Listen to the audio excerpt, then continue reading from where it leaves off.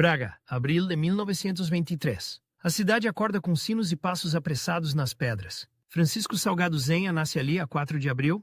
Cresce num país onde a palavra do Estado pesa mais do que a palavra do cidadão. E onde o silêncio é uma forma de sobrevivência, há um cheiro que fica na memória de quem atravessa a juventude no Estado Novo. É o cheiro de papel guardado tempo demais. Papel de repartição, papel de escola, papel de tribunal, folhas finas, amareladas, com carimbos que parecem martelos. Zenha aprende cedo a respeitar o texto escrito, não por romantismo, por necessidade. Num regime que controla jornais, rádios e reuniões, o papel é prova e armadilha. Uma assinatura pode abrir uma porta, ou fechar uma vida. Ele escolhe o direito. Escolhe a lei como ferramenta. E escolhe-a num tempo em que a lei não é neutra. A lei é um corredor estreito, vigiado, com guardas em cada esquina. Quando começa a exercer a advocacia, o país já tem hábitos de medo bem treinados. As pessoas falam baixo em cafés. Olham por cima do ombro antes de dizer um nome. E há nomes que não se dizem de todo. O advogado nesse mundo não é apenas um técnico. É um homem que entra em salas onde outros entram algemados. É alguém que lê autos que cheiram a tabaco frio e a tinta recente. E que percebe, linha a linha, onde a verdade foi empurrada para caber num relatório. A pasta de couro dele ganha marcas depressa. A alça gasta-se no mesmo ponto. O fecho prende. Lá dentro, papéis sublinhados, recortes, notas em margens apertadas. Não são enfeites. São munições. Os processos politicamente sensíveis não chegam com um letreiro. Chegam como qualquer outro. Uma capa de cartolina, um número, um carimbo. Mas o conteúdo denuncia tudo. Há sempre uma palavra que aparece demais. Subversão. Há sempre uma frase que aparece igual. Por se considerar perigoso para a ordem pública, a mecânica é fria. Primeiro a detenção, depois o isolamento, depois o interrogatório que não fica todo escrito, e por fim, o processo que tenta transformar suspeitas em certezas. O advogado pede acesso aos autos, nem sempre lhe o dão de imediato. Às vezes dizem que falta uma autorização. Às vezes dizem que o processo está em segredo. E às vezes entregam-lhe folhas incompletas, com anexos que nunca aparecem. Ele aprende a ler o que não está escrito, uma data que não bate certo, um depoimento com frases demasiado limpas, como se tivessem sido passadas a ferro, uma assinatura tremida onde devia haver firmeza, um relatório que descreve uma reunião clandestina com detalhes que só um infiltrado teria. Há dias em que o trabalho começa antes do sol. Ele sai com o casaco fechado, o colarinho levantado contra a umidade, o chão está molhado. Os elétricos rangem ao longe, e ele leva a pasta encostada ao corpo como se fosse parte dele. À porta de um tribunal o ar muda, cheira a pedra antiga e a madeira encerada. O som dos passos ecoa. As pessoas falam com cuidado, como se as paredes tivessem ouvidos. Os funcionários conhecem os hábitos do regime. Carimbam sem olhar, evita-se conversa. Um olhar a mais pode ser interpretado como cumplicidade. Um cumprimento pode virar prova de ligação. Zenha entra e pede o que tem direito a pedir. E insiste quando lhe dizem que não. Não levanta a voz por teatro. Levanta a voz porque o silêncio ali é derrota. Há um tipo de tensão que só existe em processos políticos. Não é a tensão do crime comum. É a tensão de saber que o julgamento já começou antes do juiz entrar. Começou no relatório policial. Começou na censura que molda o que o público sabe. Começou no medo que impede testemunhas de aparecer. Ele prepara defesas como quem prepara uma travessia. Não basta ter razão. É preciso conseguir que a razão seja ouvida. E no Estado Novo, ouvir é um ato controlado.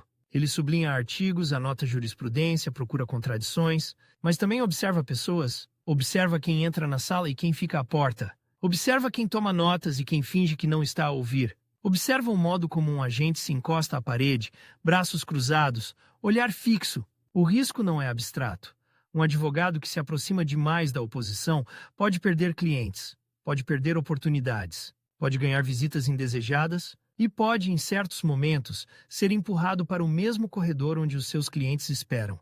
A vigilância tem formas pequenas. Um homem que aparece sempre no mesmo café, um carro parado tempo demais na mesma rua, um telefonema que cai quando se diz um nome, uma carta que chega aberta com o envelope mal colado. E há o outro lado, o lado dos presos e das famílias. Mulheres com mãos gretadas que seguram documentos como se fossem pão, pais que não sabem o que dizer aos filhos, irmãos que trazem recados em frases curtas, com medo de serem apanhados. O advogado torna-se ponte. E uma ponte, num regime assim, é sempre suspeita. Ele participa na oposição democrática, não como figura decorativa, como alguém que conhece o interior do sistema e que sabe onde a máquina falha e onde ela esmaga. A oposição nesses anos vive de encontros discretos, salas emprestadas, portas fechadas, cortinas corridas. cinzeiros cheios, e uma regra não escrita, não levar papéis desnecessários. Mas Zenha leva papéis. Leva porque o papel é o terreno onde ele luta melhor. Leva porque, sem registro, tudo pode ser negado depois. E porque o regime adora a névoa. Há reuniões em que se fala de eleições que não são livres. Fala-se de listas, de candidaturas, de estratégias. Fala-se de como usar as brechas legais. E fala-se do preço. O preço pode ser uma detenção curta para dar recado, pode ser uma busca à casa com gavetas viradas do avesso, pode ser a apreensão de livros, pode ser a perda de emprego de alguém da família. O regime sabe onde dói. Zenha, como jurista, não se contenta com indignação. Ele quer método, quer saber que artigo foi invocado, quer saber quem assinou, quer saber a hora exata. Nos processos, a hora é uma arma. Uma detenção às R$ 23 pode esconder um dia inteiro de interrogatório.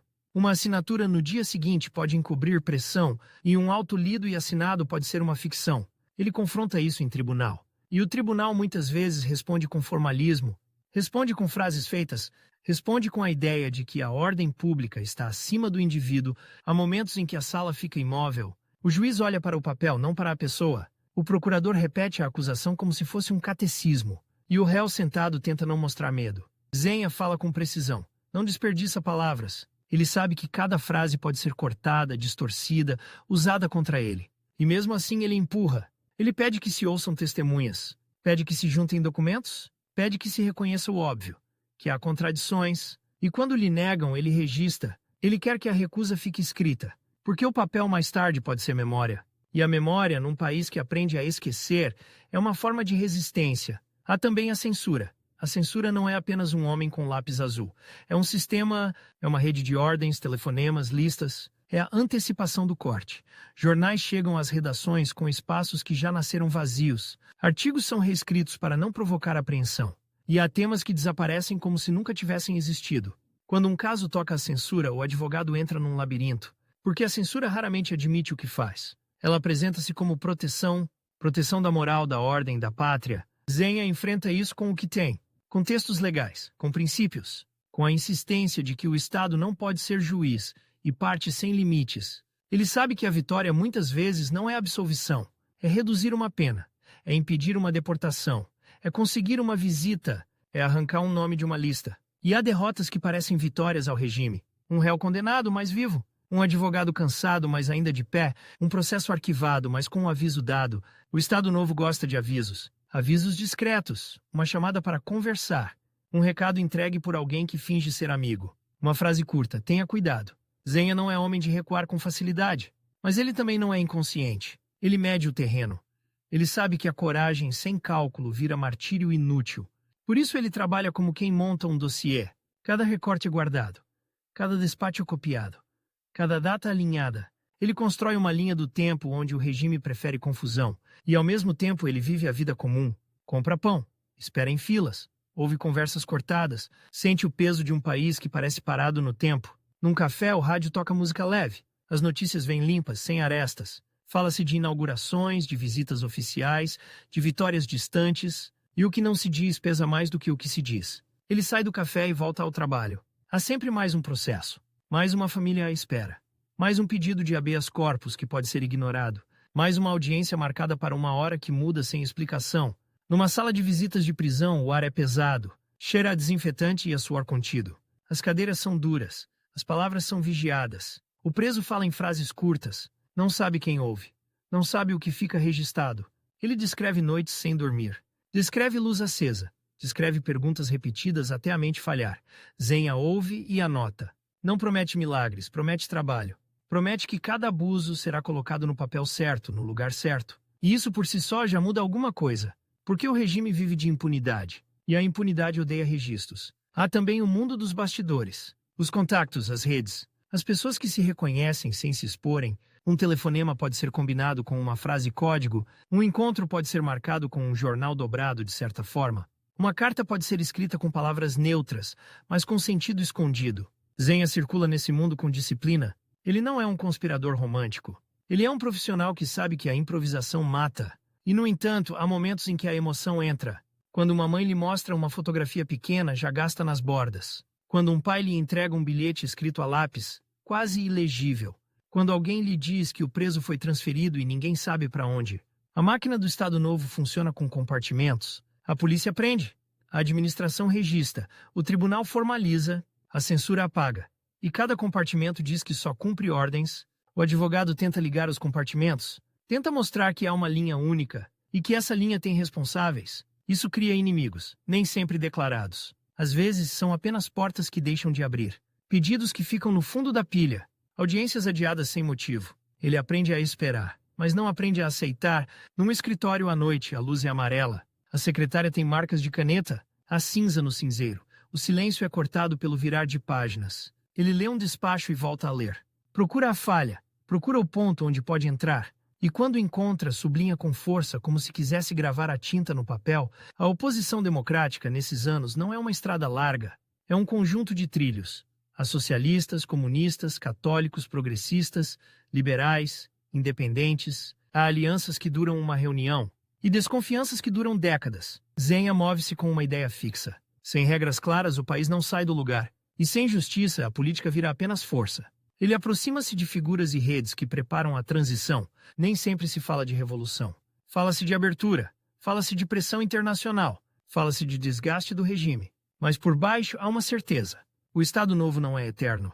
E quando cair, cairá com pressa. Essa pressa assusta, porque a pressa pode trazer vingança, pode trazer caos, pode trazer novos abusos com outra bandeira. Zenha, jurista, pensa nisso. Ele não quer apenas derrubar, ele quer construir algo que não dependa do humor de um homem. E é aí que a contradição começa a crescer dentro dele. Ele luta contra um Estado que usa a lei como arma, mas ele também sabe que sem Estado não há lei que se cumpra. Ele vive entre dois perigos, o perigo da repressão e o perigo do vazio. Há dias em que ele sai de uma audiência e sente o corpo pesado. Não é cansaço físico apenas, é o peso de perceber que a justiça pode ser encenada, um julgamento pode ter toga, ata e sentença. E ainda assim ser apenas um ritual para legitimar uma decisão tomada antes. Ele vê isso. E guarda isso. Em casa, os papéis acumulam-se. Recortes dobrados, cartas, cópias de requerimentos, notas com nomes e datas. Ele organiza tudo como quem prepara um futuro interrogatório, não um interrogatório policial. Um interrogatório da história. E, no entanto, a história não dá garantias. Ela pode esquecer, pode simplificar, pode reduzir um homem a uma linha. Zenha não parece interessado em ser simpático. Ele parece interessado em ser exato. E essa exatidão em política custa caro. Há um episódio típico desses anos. Um cliente é detido por distribuir panfletos simples, papel barato, tinta que mancha os dedos. O texto fala de liberdade e eleições. A polícia apreende os panfletos como se fossem explosivos. Conta-os, fotografa-os, anexa-os ao processo. No alto descrevem o papel, o tamanho, a cor, e depois descrevem a intenção. Dizem que é propaganda contra o Estado. Dizem que é incitamento. Zenha pega no alto e lê em voz baixa. Ele repara que a descrição do local não bate com a realidade. Repara que a hora coincide com o momento em que o acusado estava noutro sítio. Repara que a assinatura de uma testemunha é igual à de outro processo. Ele vai atrás disso. Procura quem viu. Procura quem pode confirmar e encontra medo. Uma testemunha diz que não quer problemas. Outra diz que não se lembra. Outra diz que viu, mas não viu bem. O regime não precisa de convencer toda a gente. Precisa apenas de cansar. Precisa apenas de tornar a verdade cara demais. Zenha paga esse preço com tempo e com reputação. Há quem o admire, há quem o evite, há quem o chame teimoso. Ele aceita o rótulo sem o dizer. E continua. Num corredor de tribunal, um funcionário aproxima-se e fala quase sem mexer os lábios. Diz que há gente a perguntar por ele. Diz que é melhor ter cuidado com o que leva na pasta. Zenha olha para a pasta. Sente o peso. Não é só papel. É a vida de pessoas. Ele começa a adotar rotinas, não andar sempre pelo mesmo caminho. Não marcar encontros no mesmo lugar. Não deixar documentos importantes em cima da mesa. Mas há coisas que ele não muda. Ele não muda a forma como enfrenta um juiz. Ele não muda a forma como exige que o processo seja limpo. Ele não muda a forma como recusa atalhos. E isso torna-o útil para a oposição. Porque a oposição precisa de alguém que saiba jogar no tabuleiro do regime sem se vender. Precisa de alguém que conheça as regras para as virar contra quem as usa. O Estado Novo, por sua vez, prefere opositores previsíveis. Prefere os que gritam e são facilmente isolados. Prefere os que se exaltam e cometem erros. Zenha não dá esse prazer. Ele é frio quando precisa. E é duro quando é necessário. Há noites em que ele escreve cartas. Cartas para colegas, cartas para contactos. Cartas que pedem informação, apoio, presença. A linguagem é cuidadosa. Nada de frases que possam ser usadas como prova de conspiração, mas há urgência nas entrelinhas. Ele dobra a carta, coloca no envelope, molha a aba com um gesto rápido. E pensa se chegará fechada ao destino. O país, nesses anos, vive também a guerra colonial. E a guerra muda tudo. Muda o orçamento, muda o humor, muda a paciência. Há jovens que partem e voltam diferentes. Há famílias que recebem telegramas. Há um cansaço que se espalha. A oposição sente que o regime está mais nervoso. E um regime nervoso aperta mais. Zenha vê isso nos processos. Vê acusações mais pesadas. Vê penas mais duras. Vê menos tolerância para pequenos gestos. Ele também vê a coragem crescer. Pessoas que antes calavam começam a falar. Pessoas que antes evitavam agora procuram advogados. E procuram-no a ele. A reputação constrói-se assim, não com discursos, com presença. Ele aparece quando é preciso. Ele entra onde outros não querem entrar. Ele assina requerimentos que outros evitam assinar. E cada assinatura é um risco, porque o nome fica. E o regime guarda nomes. Há um momento em que ele percebe que já não é apenas advogado, ele é um símbolo para alguns e um alvo para outros. Ele não parece confortável com isso. Não há vaidade, há responsabilidade. E a responsabilidade no Estado Novo é uma corda apertada. Se ele cair, cai sozinho. E pode arrastar outros. Por isso ele controla o que diz em público. Controla o que escreve. Controla com quem aparece. Mas há coisas que escapam. Um encontro visto, uma conversa ouvida, um recorte guardado. O regime vive de pequenos dossiês. Pastas com nomes, fotografias, relatórios. E frases como mantém contactos com elementos da oposição. Zenha sabe disso. E mesmo assim continua a fazer o que faz. Num dia de chuva, ele atravessa uma rua estreita. A água escorre pelas pedras. Um carro passa devagar demais. Ele entra num prédio antigo, sobe escadas de madeira que rangem. Bate a uma porta. Lá dentro, uma família espera notícias. O preso foi levado, ninguém sabe para onde. A mãe segura um lenço molhado. Zenha pede detalhes. Hora, local, quem viu? Que carro era? Se havia matrícula. Ele anota tudo. E depois explica o caminho. Pedido formal, requerimento, insistência. E, se necessário, denúncia pública, com cuidado. Ele não promete que o Estado vai responder, promete que o Estado vai ser obrigado a ouvir a pergunta, e isso é o que ele faz melhor. Fazer perguntas que não podem ser apagadas com facilidade. A vida dele, antes de 1974, é isto. Uma sequência de portas pesadas, de corredores frios, de papéis que cheiram a mofo e a tinta, de conversas sussurradas. E por trás uma ideia simples. Se a lei existe, ela tem de servir a alguém além do poder. Mas o poder não gosta de ser contrariado. E o poder, quando se sente ameaçado, muda as regras sem avisar. Zenha vê isso acontecer. Vê decretos, vê interpretações novas, vê tribunais especiais e procedimentos que encurtam defesas. Ele responde com mais rigor, com mais estudo, com mais insistência. E aos poucos a pasta de couro fica mais pesada, não só pelo papel, pelo que o papel representa. No fim de um dia longo ele fecha a pasta com um estalo seco. O som parece pequeno, mas naquele país, até um som pequeno pode ser um desafio. Ele apaga a luz do escritório, fica um segundo no escuro, e pensa no que vem a seguir. Porque cada processo termina e outro começa, e o relógio do regime não para, e ele sabe uma coisa que poucos dizem em voz alta. A ditadura não cai por argumentos perfeitos, mas os argumentos perfeitos podem impedir que a queda vire apenas troca de donos. Na madrugada de 25 de abril de 1974, Lisboa tem um silêncio estranho. Não é o silêncio do medo. É o silêncio de quem espera um estalo. O telefone toca cedo demais. A voz do outro lado não perde tempo. Há movimentações, há quartéis em alerta, há nomes a circular em sussurro. Zenha veste-se com gestos curtos. Camisa, casaco, sapatos ainda úmidos do dia anterior. A pasta de couro vai com ele, como sempre. O fecho prende um segundo. Ele puxa com força. O estalo soa como uma decisão. Na rua, o ar cheira a gasolina e a madrugada fria. Os passos nas pedras parecem mais altos. Um rádio, numa janela, deixa escapar uma música que não devia estar ali. E de repente a cidade começa a mexer. Há carros militares a passar devagar, há soldados com cara de miúdos. Há armas apontadas para o chão, não para as pessoas. E a gente a aproximar-se como se o corpo soubesse antes da cabeça. Zenha não corre, ele observa. Ele mede o que vê, como mede um processo. Quem manda, quem obedece, quem hesita.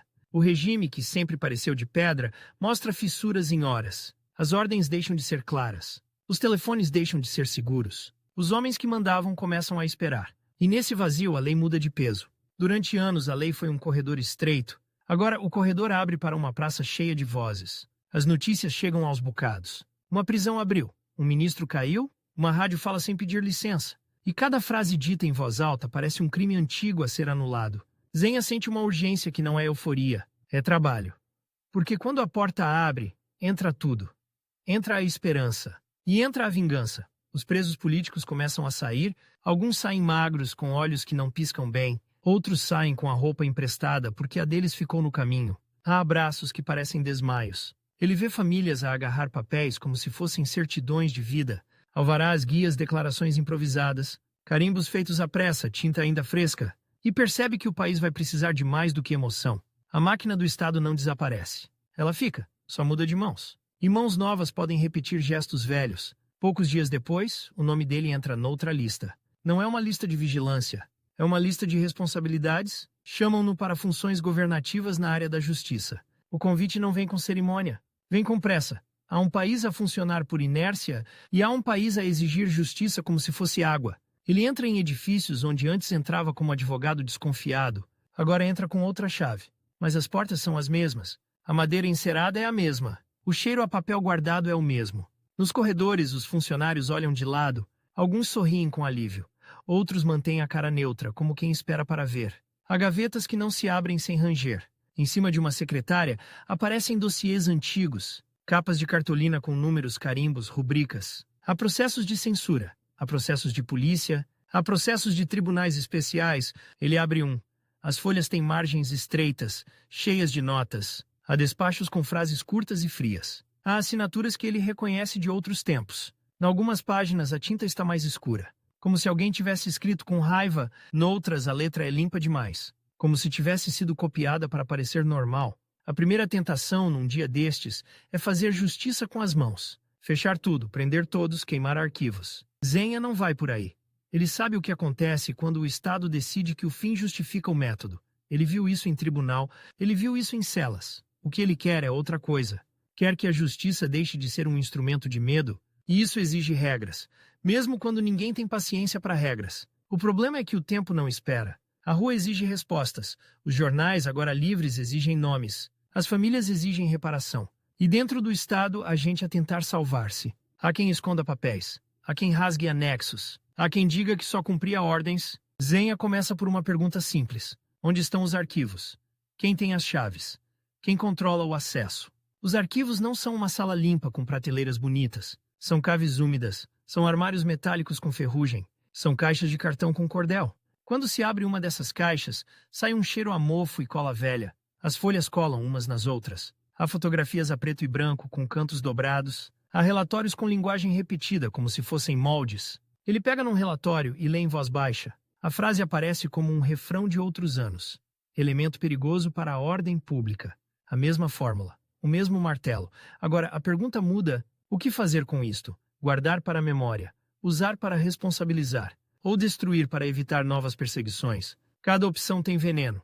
Se destrói, apaga provas e protege culpados. Se guarda sem regras, cria uma arma para o próximo poder. Se usa sem garantias, repete o abuso com outra bandeira. A justiça, naquele momento, é um campo minado. Há tribunais a funcionar com magistrados formados no regime anterior. Há procuradores que nunca tiveram de enfrentar contraditório real. Há polícias que mudam o emblema, mas não mudam o hábito. E há, ao mesmo tempo, uma pressão revolucionária. Comissões, saneamentos, listas de nomes afixadas em paredes. Zenha entra em reuniões onde a mesa está cheia de cinzeiros e copos de água. As cadeiras rangem. As janelas deixam entrar o barulho da rua.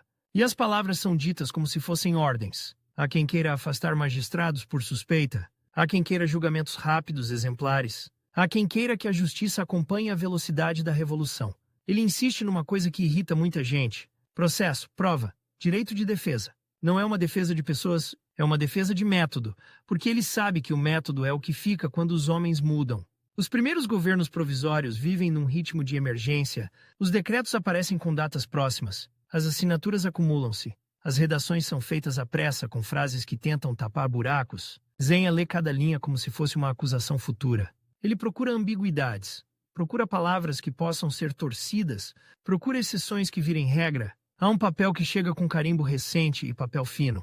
O texto fala de reorganização de tribunais, fala de competências, fala de transição. Ele sublinha uma expressão, a expressão permite interpretações largas, e interpretações largas em mãos nervosas viram abuso. Ele pede que se reescreva, pede que se feche a porta às leituras perigosas e ouve a resposta típica de tempos turbulentos. Não há tempo. O tempo ali é um inimigo com duas caras. Se demora, a velha máquina recupera fôlego. Se corre, cria-se injustiça nova. Há dias em que ele chega ao gabinete e encontra pilhas de papéis, pedidos de libertação, queixas de abusos, reclamações de funcionários afastados, denúncias de tortura. Cada papel tem uma história, e cada história tem alguém a exigir que o Estado responda. Ele chama assessores, pede listas, pede números. Quantos presos ainda? Quantos processos pendentes? Quantos tribunais parados? Os números não vêm limpos, vêm incompletos, vêm com notas à margem, vêm com dúvidas. Porque o Estado Novo deixou um hábito, o hábito de não registrar tudo, o hábito de registrar o que convém. Zenha tenta impor outra disciplina: registrar, arquivar, assinar com responsabilidade. Ele sabe que um despacho sem data é uma porta aberta, sabe que uma ordem verbal é um fantasma, e sabe que fantasmas voltam. Num fim de tarde, ele fica sozinho com um processo antigo. O papel é áspero, a tinta já perdeu o brilho. Há um auto de interrogatório com frases curtas. Ele lê e percebe o truque. O texto diz que o arguido respondeu livremente, mas as respostas têm o mesmo ritmo do interrogador, como se fossem ditadas.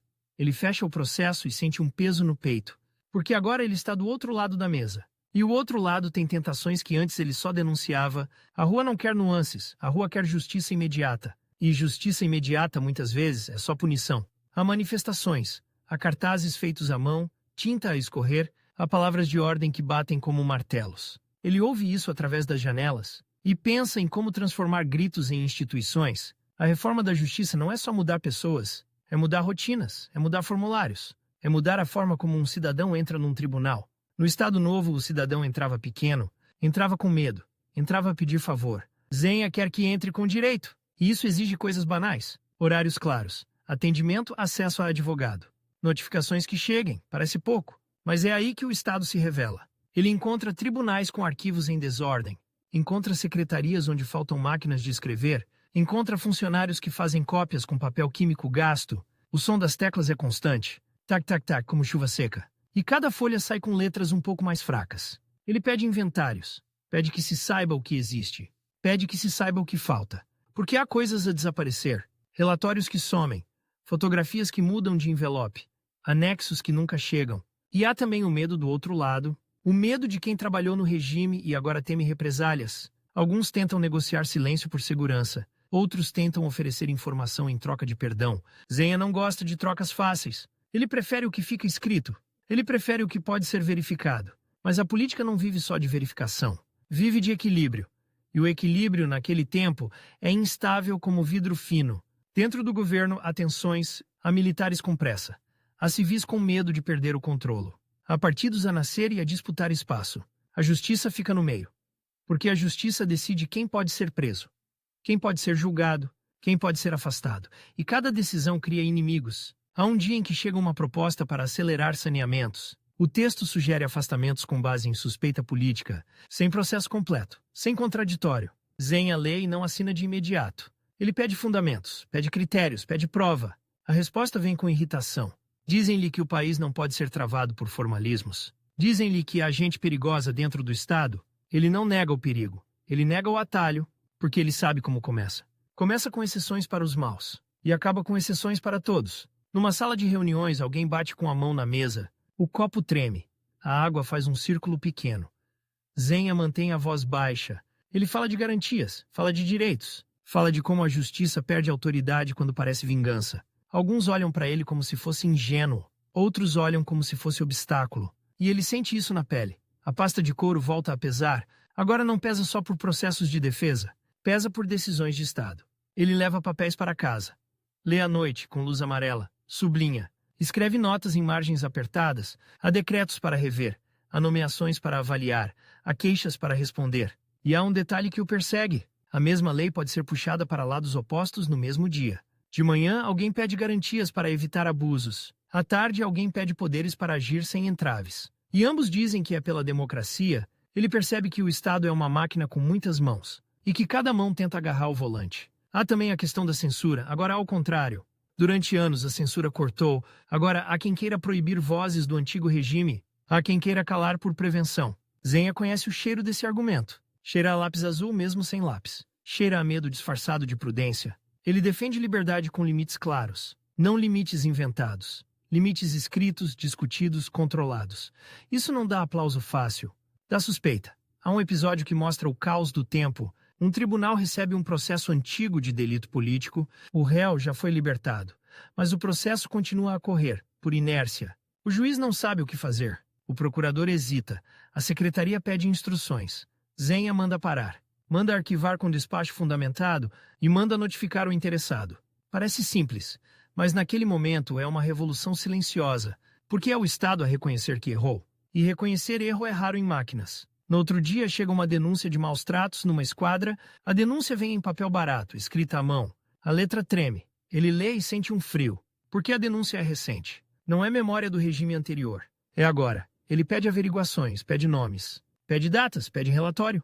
E percebe que a mudança de regime não muda automaticamente os hábitos de força. A força gosta de rotina, e a rotina resiste.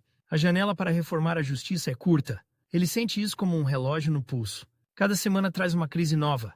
Cada crise empurra a reforma para amanhã. Há greves, há ocupações, há disputas entre órgãos. Há boatos que correm mais rápido do que despachos. Zenha tenta criar linhas de comando claras, tenta separar a polícia de política, tenta reforçar a independência dos tribunais. Mas independência não se decreta só, independência exige cultura. E cultura leva tempo. Ele tenta então proteger o essencial. O direito de defesa, o juiz natural, a proibição de arbitrariedade. São palavras que no papel parecem frias. Na vida real são a diferença entre um país e um campo de batalha. Num gabinete ele recebe advogados que antes estavam do lado dele na oposição. Agora vem pedir intervenção. Vem pedir que se evite um abuso novo. Vem pedir que se corrija uma injustiça feita em nome da revolução. Ele ouve e sente um desconforto, porque de repente ele é o homem a quem se pede que controle o Estado. E ele sabe como o Estado escapa. Ele pede documentos, pede cópias, pede que tudo venha por escrito. Alguns acham isso irritante, querem solução imediata, querem telefonema, querem ordem. Ele insiste no papel, porque o papel deixa rastro, e o rastro obriga a responsabilidade. Há noites em que ele volta à casa tarde, a rua está mais viva do que antes. Há conversas altas, há risos. Há discussões políticas em mesas de café, mas ele não relaxa.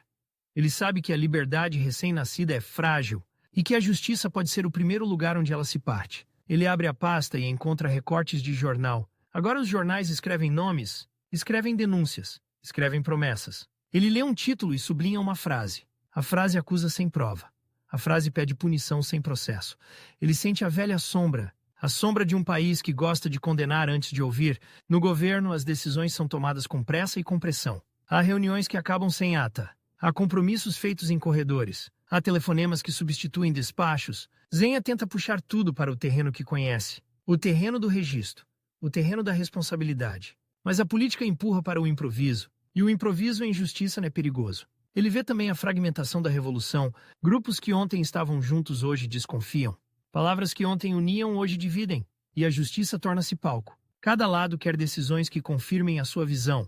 Cada lado quer tribunais a validar a sua força. Zenha resiste como pode. Ele tenta manter a justiça fora do jogo, mas o jogo entra pela porta. Há um dia em que ele assina um despacho, e horas depois, alguém tenta usá-lo para outra coisa. Uma interpretação forçada, uma leitura interessada.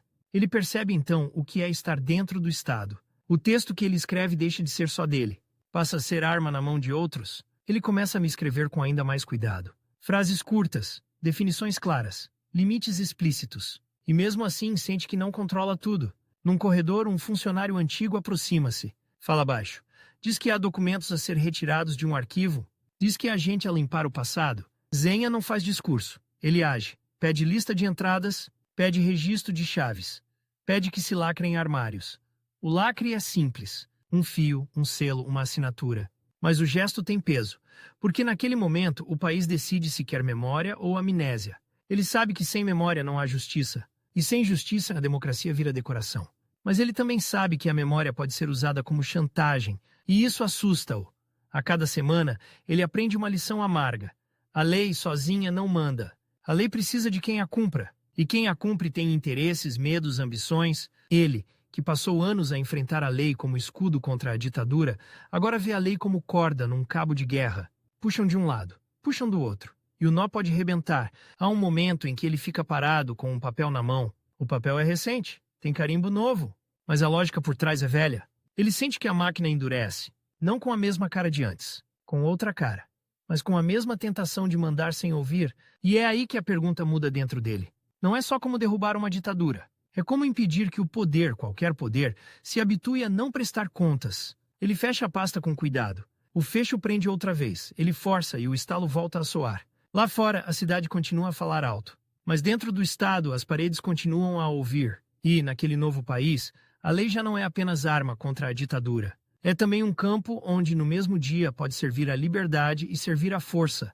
Os meses passam e o país começa a ganhar hábitos novos. Os cafés enchem-se de jornais abertos. As mesas ficam manchadas de bica e cinza. As pessoas discutem artigos como antes discutiam futebol. Zenha continua a entrar e a sair de gabinetes. Mas o governo provisório não dura para sempre. A urgência dá lugar a outra coisa. Dá lugar a estruturas. E as estruturas pedem partidos. Pedem disciplina. Pedem votos contados ao milímetro. Ele conhece esse mundo por fora. Agora tem de o atravessar por dentro. E o chão é diferente. Num corredor de sede partidária, o ar cheira a papel úmido. Há cartazes encostados à parede, ainda por colar. Há uma máquina de stencil a gemer numa sala ao lado. A tinta roxa cola-se aos dedos. O Partido Socialista cresce depressa. Cresce com reuniões intermináveis. Cresce com comissões, secções, atas. Cresce com listas de militantes escritas à mão. Zenha chega com a mesma pasta gasta. Traz recortes dobrados em 4. Traz apontamentos com sublinhados fortes. Traz uma mania de perguntar pelo texto exato. Numa mesa comprida, alguém lê uma proposta. A voz tropeça em palavras novas. Reforma agrária, nacionalizações, pacto. Zenha ouve e não interrompe logo. Ele espera pelo momento em que a frase fica vaga, e aí levanta a cabeça. Ele pergunta quem fiscaliza, pergunta quem responde, pergunta onde fica escrito. Há quem sorria com paciência, há quem revire os olhos, porque o partido quer avançar. E ele quer amarrar. A democracia agora tem uma oficina, e a oficina faz barulho.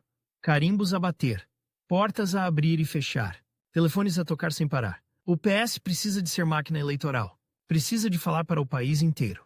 Precisa de prometer sem assustar. Zenha não gosta de promessas elásticas. Ele prefere compromissos que aguentem um tribunal. E isso cria atrito. Numa noite fria, ele fica num canto da sala. O fumo do tabaco faz uma névoa baixa. Um cinzeiro transborda. Alguém bate com uma colher num copo para pedir silêncio. Discutem-se alianças. Discutem-se linhas vermelhas. Discutem-se nomes para listas. Zenha olha para os nomes como olhava para testemunhas. Quem é? O que fez? O que deve? Ele não confia em biografias limpas demais, nem em conversões rápidas demais. E diz isso sem enfeites. A resposta vem em forma de suspiro coletivo. Dizem-lhe que a política é a arte do possível. Dizem-lhe que o país precisa de estabilidade. Dizem-lhe que não se governa com pureza. Ele não responde com teoria. Ele responde com exemplos. Lembra como se torce uma lei com uma vírgula. Lembra como se destrói um direito com uma exceção. E, quando ele fala assim, a sala fica dividida. Uns sentem alívio, outros sentem ameaça. Porque o rigor dele não é só moral, é operacional.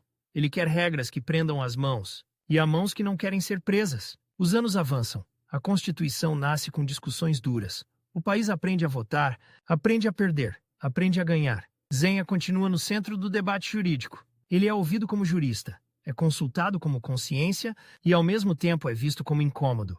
Num gabinete alguém empurra um documento para ele. O papel é branco demais, recente demais. No topo, uma data e um timbre. Embaixo, espaço para assinatura. O texto fala de estratégia, fala de posicionamento, fala de mensagem. Zenha lê e encontra uma frase que o irrita. Uma frase que permite 2 leituras, uma para a imprensa, outra para os bastidores. Ele pega numa caneta e risca. Risco grosso, sem delicadeza.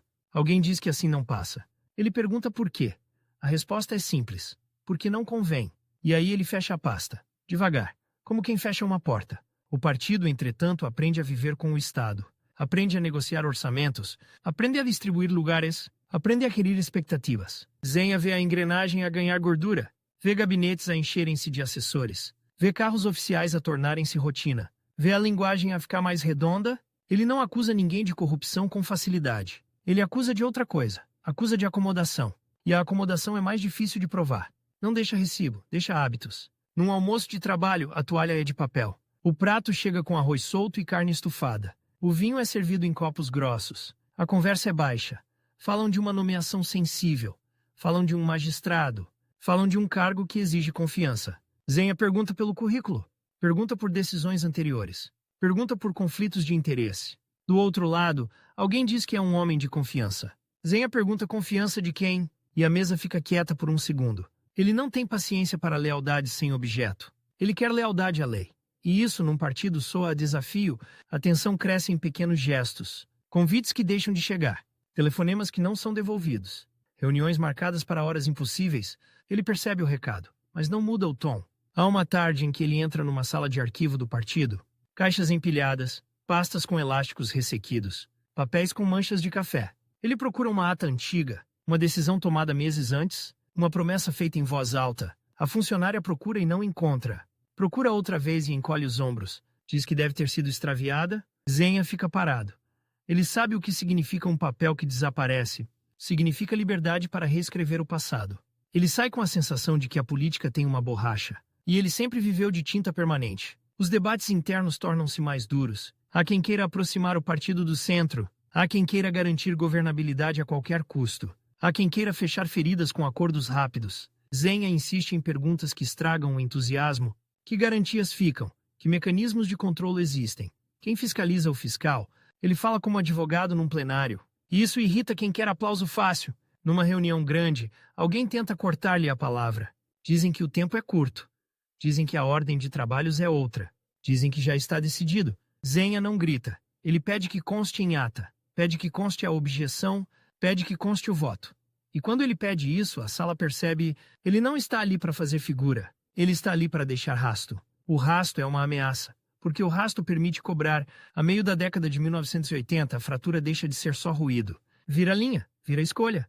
Zenha sente que o partido se fecha, sente que a direção decide em círculos pequenos, sente que a disciplina vira argumento final. Ele não nasceu para obedecer a argumento final. Ele nasceu para desmontá-lo. Numa manhã, ele recebe uma carta interna, papel timbrado. Texto curto, tom educado e frio. A carta convoca para uma reunião restrita, sem agenda detalhada, sem documentos anexos. Ele vai. A sala tem luz dura. As cadeiras são de madeira, desconfortáveis. Há um relógio na parede que faz tic-tac alto. Falam-lhe de unidade. Falam-lhe de responsabilidade. Falam-lhe de não expor divergências. Zenha ouve e espera. Quando chega a vez dele, ele pede o essencial. Transparência. Debate real. Decisão com fundamento. Alguém diz que ele está a criar problemas. Ele responde que os problemas existem antes dele. Ele só recusa tapá-los. A reunião termina sem abraço, sem promessa, sem saída honrosa. Nos dias seguintes, ele sente o isolamento como coisa física, como um casaco pesado, como um corredor que se estreita, e mesmo assim ele não recua. Ele prefere ficar sem máquina do que ficar sem palavra. A ruptura não acontece num palco. Acontece em papéis, em comunicados. Em conversas cortadas a meio, ele escreve. Ele revê cada frase. Ele corta adjetivos. Ele deixa só factos e exigências. Há uma frase que aparece num desses textos, seca e direta. Não posso acompanhar esta orientação. Não há insulto. Não há dramatização. Há uma porta fechada. O partido reage como reagem as máquinas. Segue. Substitui. Ocupa o espaço. Zenha fica do lado de fora. E do lado de fora o vento é mais frio. Numa rua de Lisboa, ele entra num café pequeno. O balcão é de inox riscado. O chão tem serradura velha nos cantos. O rádio toca baixo. Ele encontra gente que também está descontente. Alguns são antigos militantes. Outros são técnicos cansados de jogos internos. Outros são apenas cidadãos que não se reconhecem no que vem. Falam de criar algo novo. Falam de romper o tabuleiro. Falam de uma força que não seja prisioneira dos partidos tradicionais. Zenha não se entusiasma com slogans. Ele pergunta como se organiza, quem decide. Como se evita repetir o mesmo vício. Alguém tira do bolso um rascunho. Papel dobrado, escrito a caneta azul. Há tópicos, há nomes possíveis, há datas. Zenha pega no papel como pegava num articulado. Lê, sublinha, faz uma nota na margem. Ele diz que sem regras internas claras aquilo morre. Ou pior, vira instrumento de alguém. A conversa volta sempre ao mesmo ponto. O poder atrai oportunistas. E os oportunistas adoram estruturas vagas. Em 1985, o PRD aparece como novidade. A sigla entra nos jornais. Entra nas conversas. Entra nas contas eleitorais. Há comícios com palcos improvisados. Há colunas que chiem. Há panfletos com tinta que mancha os dedos. Zenha participa, mas não se perde no espetáculo. Ele observa quem se aproxima. Observa quem promete demais. Observa quem quer atalhos. Ele sabe que uma força nova pode ser esperança. E pode ser armadilha. Num escritório emprestado, as paredes são finas. O som da rua entra como maré. Há uma secretária com riscos de lâmina. Há um telefone que falha. Escrevem-se documentos de fundação. Escrevem-se linhas programáticas. Escrevem-se comunicados para a imprensa. Zenha insiste em detalhes que parecem pequenos. Como se escolhe a direção. Como se presta contas. Como se evita que um líder vire dono. Alguns acham isso excesso. Ele chama-lhe prevenção. A política para ele é sempre um tribunal invisível. Um dia alguém pergunta, e nesse dia só o papel salva. O PRD mexe no equilíbrio. Tira votos, cria nervosismo, obriga os outros a reagir, e Zenha volta a sentir o velho dilema.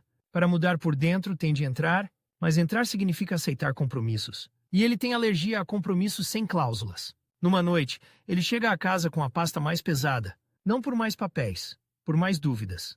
Ele abre a pasta na mesa. A madeira tem marcas de copos antigos. A luz amarela faz sombras duras. Há recortes sobre a ruptura. Há artigos a chamá-lo intransigente. Há outros a chamá-lo coerente. Ele lê sem expressão, porque elogio e ataque são a mesma coisa quando vem de fora. O que conta é o que ele consegue sustentar por dentro. Ele pega numa folha e escreve 2 colunas. Numa, o que quer defender. Noutra, o que o sistema exige. As colunas não batem certo. E isso dói. O telefone toca. É mais uma reunião, mais uma negociação. Mais uma tentativa de o puxar para um acordo. Ele ouve e faz uma pergunta simples. O acordo fica escrito. A resposta hesita. Ele desliga com educação e fica a olhar para a caneta. A caneta é um objeto pequeno, mas na vida dele sempre foi arma. Agora é também fronteira, porque ele já percebeu o que o partido lhe ensinou. A disciplina pode proteger uma causa e pode sufocar a verdade. E ele não nasceu para sufocar, nasceu para abrir. Quando ele volta a sair para a rua, o ar está úmido. Os carros passam com pressa. As luzes dos semáforos refletem-se no asfalto. Ele caminha sem guarda, sem comitiva, sem palco, só com a pasta. E com a certeza de que, ao romper, perde proteção. Mas também ganha uma coisa rara: a liberdade de dizer não. E essa liberdade, em política, custa caro. Custa amigos, custa influência, custa futuro. Ele paga e continua. Em janeiro de 1986, Lisboa acorda com cartazes novos nas paredes velhas. A cola escorre em fios finos. O papel ondula com a umidade do Tejo. Nas bancas, os jornais abrem com letras gordas. Falam de presidenciais. Falam de um país que ainda escolhe o rumo ao pequeno almoço. Zenha entra num edifício com escadas gastas. O corrimão está frio. O cheiro é de cera barata e tabaco antigo.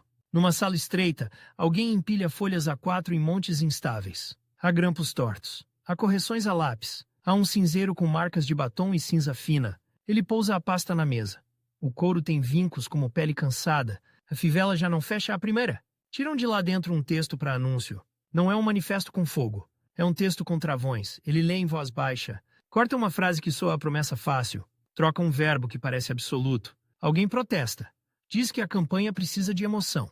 Zenha pergunta se a emoção aguenta uma pergunta simples no dia seguinte. O telefone toca e falha. Toca outra vez. É um jornalista a pedir uma frase curta. Zenha não dá frases curtas com gosto. Ele dá frases que se possam citar sem vergonha.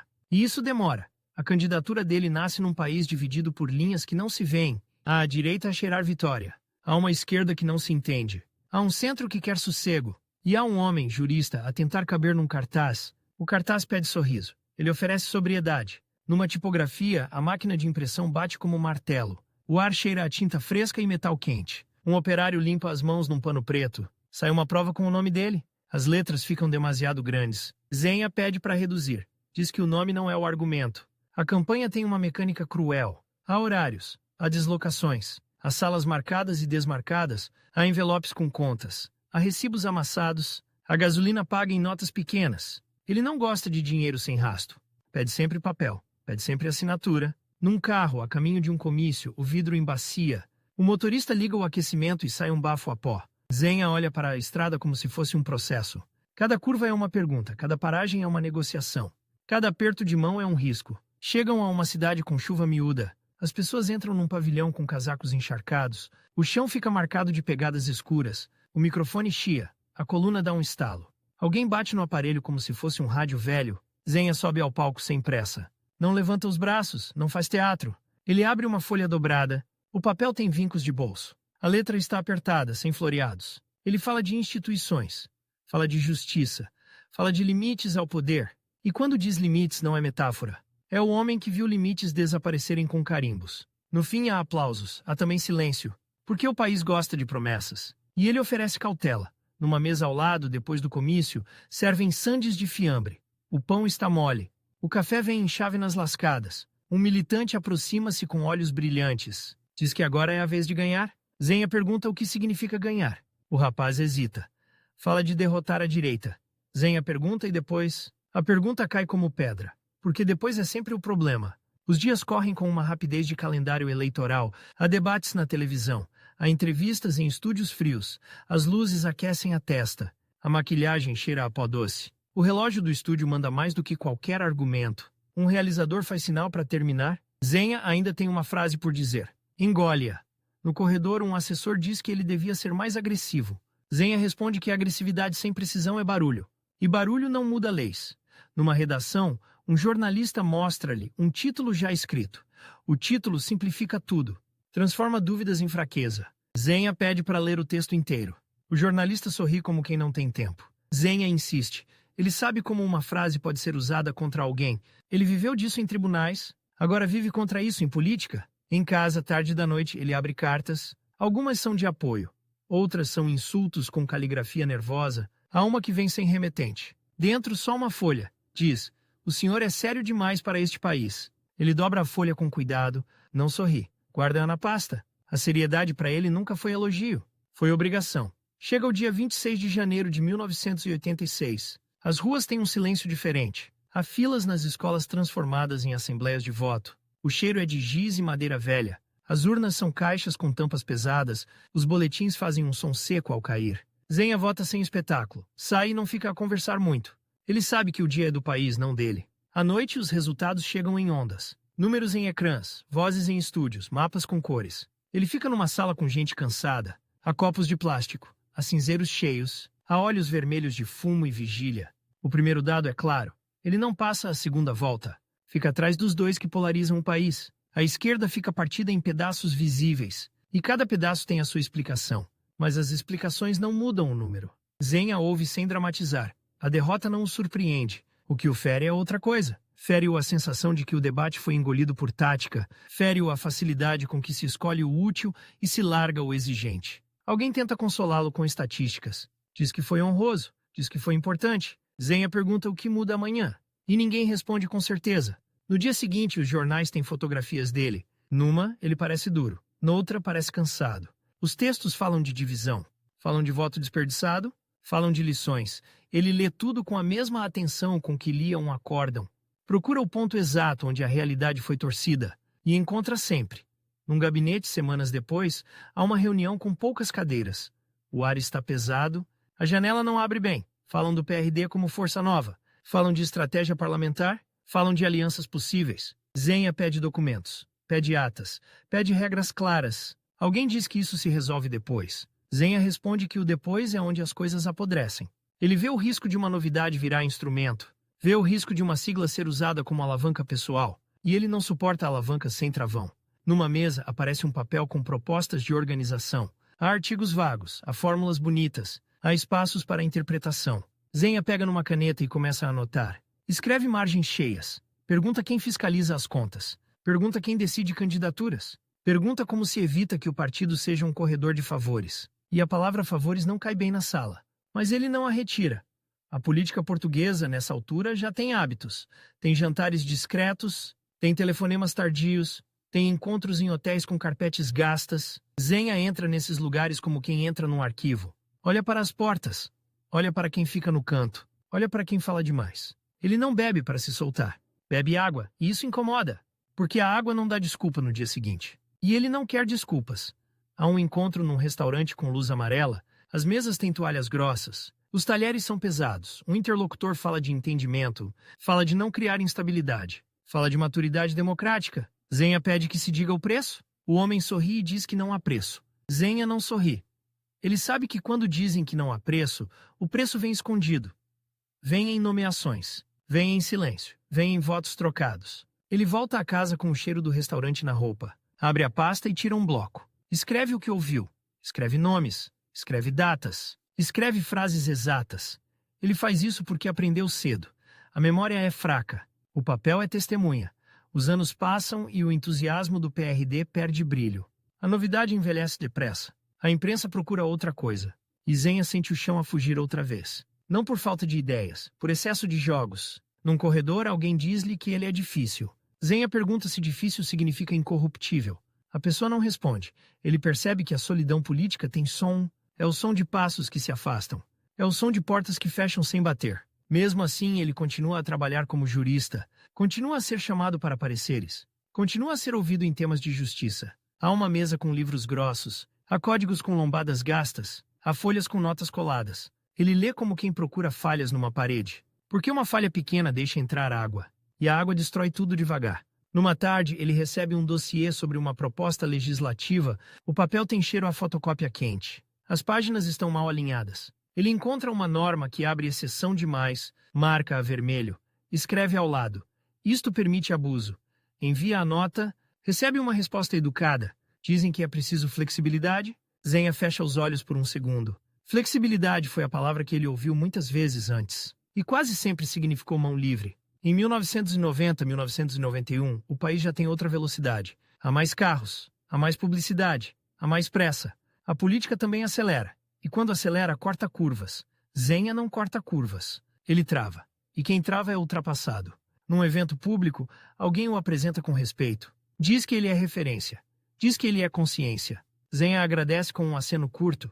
Depois, no canto, fica sozinho com um copo de água. O gelo derrete devagar. A conversa à volta é sobre eleições futuras, sobre lugares, sobre alianças. Ele ouve e não entra, porque já sabe como termina. Termina com alguém a dizer que não convém. Em casa, há noites em que ele revê recortes antigos, o papel amarelece, a tinta desbota. Há notícias do pós-25 de abril, há fotos de gabinetes, há títulos sobre reformas. Ele passa o dedo por uma linha sublinhada, como se confirmasse que aquilo existiu, como se confirmasse que não foi sonho. A saúde começa a impor outro relógio.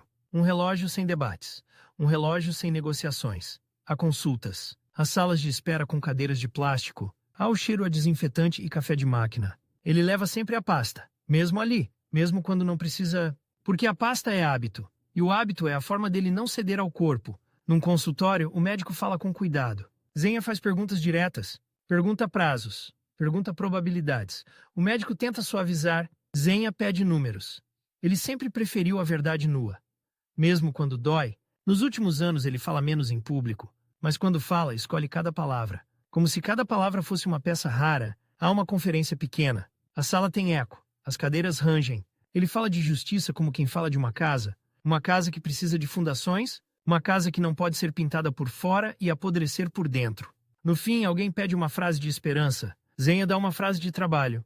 Diz que a democracia não se mantém sozinha, diz que se mantém com regras e vigilância. E com coragem para dizer não. Em fevereiro de 1993, o inverno está úmido. As ruas têm poças que refletem luzes fracas. O ar entra nos ossos. A notícia da morte dele espalha-se com sobriedade. Sem histeria, sem espetáculo. Há quem escreva obituários com frases feitas. Há quem se lembre de episódios. Há quem o reduza a uma nota. Mas quem o viu trabalhar lembra outra coisa. Lembra o homem que pedia o texto exato. Lembra o homem que exigia que constasse em ata. Lembra o homem que não aceitava atalhos sem mapa, e que não aceitava mapas desenhados a lápis. Fica uma imagem difícil de vender em campanha. Um homem com uma pasta gasta, cheia de papéis sublinhados. Papéis que para muitos eram só papel. Para ele eram travões. E sem travões ele sabia, qualquer poder vira descida. No fim, a pergunta não é se ele ganhou eleições. A pergunta é quantas vezes ele recusou ganhar fácil, e quantas vezes pagou por isso. Ele pagou com isolamento, pagou com incompreensão.